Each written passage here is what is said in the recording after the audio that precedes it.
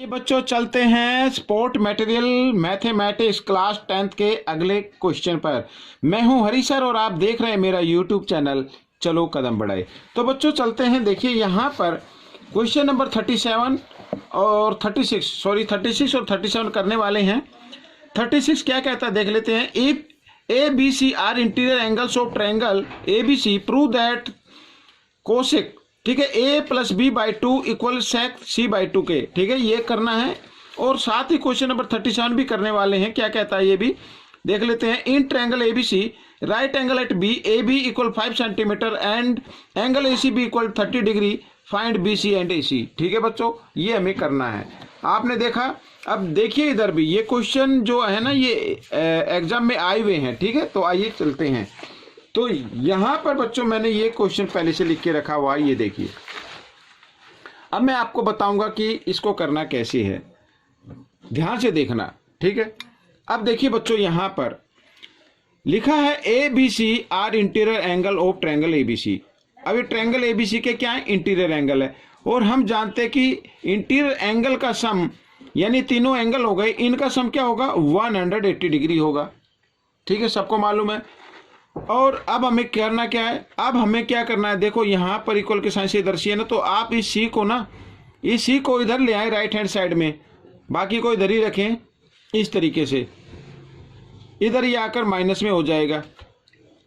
अब हमारे पास यहाँ पर ये लेफ्ट हैंड साइड है और ये राइट हैंड साइड, दोनों साइड को हम क्या करते हैं 2 से डिवाइड कर देते हैं इस तरीके से, a प्लस बी बाई 2 और इक्वल 180 को भी 2 से डिवाइड कर दीजिए और साथ ही सी को भी 2 से डिवाइड कर दीजिए।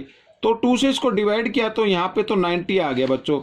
ए मैं आपको लिख के दिखाता हूँ इस तरीके से, a प्लस बी बाई 2 और इक्वल यहाँ पर 90 माइनस सी बाई 2। ठीक है, इस तरीके से अभी आ गया। अब आपको करना क्या है, आपको ये देखना, ये पहले वाला जो है ना इधर ये लेफ्ट हैंड साइड वाला कोशिक है ना, तो हम क्या करेंगे दोनों को कोशिक से मल्टीप्लाई कर देते हैं। ठीक है, तो मल्टीप्लाई करते हैं, आइए कोशिक से ये मल्टीप्लाई करते हैं। पहले मल्टीप्लाई की फॉर्म में लिख लेते हैं इस तरीके से, और यहाँ भी कोशिक और 90 डिग्री माइनस सी बाई 2। ठीक है, इस तरीके से लिख लिया हमने और समझ में आ गया। तो कोशिक से दोनों को क्या करना है, मल्टीप्लाई कर देना है। अब यहाँ पर तो ये तो रहेगा यूं का यूं, ठीक है, a प्लस बी बाई 2 और यहाँ पर देखो कोशिक 90 माइनस थीटा। ठीक है, फॉर्मूला याद कीजिए, कोशिक 90 माइनस थीटा किसके इक्वल होता है, सेक के। तो इसकी जगह हम क्या लिख देंगे, सेक। तो सेक थीटा के इक्वल होता है यानी सेक सी बाई 2, इसको ब्रैकेट में डाल दीजिए, होगा प्रूफ। ठीक है बच्चों, तो इस तरीके से क्वेश्चन हल करना था। अब हम करेंगे प्रश्न नंबर यानी क्वेश्चन नंबर 37। आइए देखो लिखा in triangle A B C right angle at B. तो मैं एक छोटी सी ट्रायंगल बना लेता हूं ऐसे,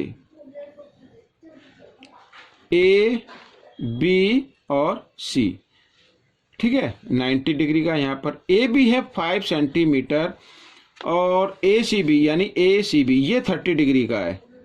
तो हमें जो फाइंड आउट करना है वो करना है बी सी और ए सी। ठीक है, ये लिखा हुआ है बिल्कुल इजी है। अब देखिए यहाँ पर ए बी तो है परपेंडिकुलर, बी सी हो गया बेस और ए सी हो गया हाइपोटेन्यूज। ठीक है, तो हमें पहले ए सी फाइंड आउट कर लेते हैं। अब देखो बच्चों यहाँ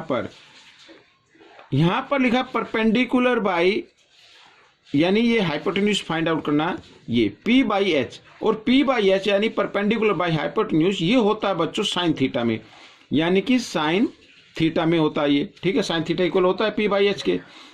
अब यहाँ पर साइन 30 डिग्री दिया हुआ है और equal P means A B और यहाँ पर ए सी। ठीक है, इस तरीके से लिख सकते हैं। अब साइन 30 की वैल्यू होती है बच्चों 1/2 और ए बी है हमारा 5 और ए सी हमें फाइंड आउट करना है। ठीक है बच्चों, इस तरीके से हम इसको करेंगे। अब यहाँ पर बच्चों आप देखिए एक चीज़ का ध्यान देंगे, तो क्रॉस मल्टीप्लाई कर देना। अब आपको इसको मैं इधर ही बढ़ा लेता हूँ, ए सी को 1 से मल्टीप्लाई करेंगे तो ए सी रहेगा और 5 को 2 से मल्टीप्लाई करते हैं तो 10 आ जाता है। तो 10 सेंटीमीटर आ गई बच्चों ए सी की लेंथ। अब साथ ही ये तो हो गया, ये तो 10 सेंटीमीटर आ गई। ठीक है बच्चों, इस तरीके से। अब हमें करना क्या है, अब हमें BC फाइंड आउट करना है, BC ये वाला। अब देखो परपेंडिकुलर गिवन है और बेस हमें फाइंड आउट करना है, तो परपेंडिकुलर बाय बेस ये आता है बच्चों tan थीटा में, tan थीटा में, यानी परपेंडिकुलर बाय बेस इस तरीके से। ठीक है, मैं इसको इधर बढ़ा लेता हूँ। तो tan 30 यहाँ पर हम लिखेंगे tan 30 क्योंकि 30 डिग्री का एंगल दिया हुआ है, और यहाँ पर P क्या AB, यानी ये 5 और इधर BC हमें फाइंड आउट करना है, तो इसे यूँ क्यों लिखना है।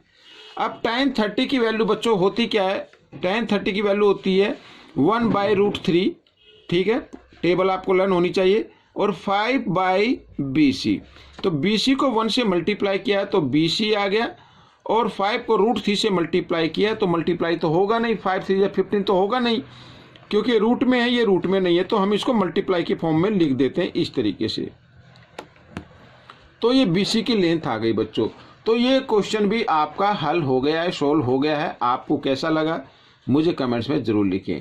मिलेंगे अगले क्वेश्चन में, तब तक के लिए प्रैक्टिस करते रहिए, अभ्यास करते रहिए। धन्यवाद।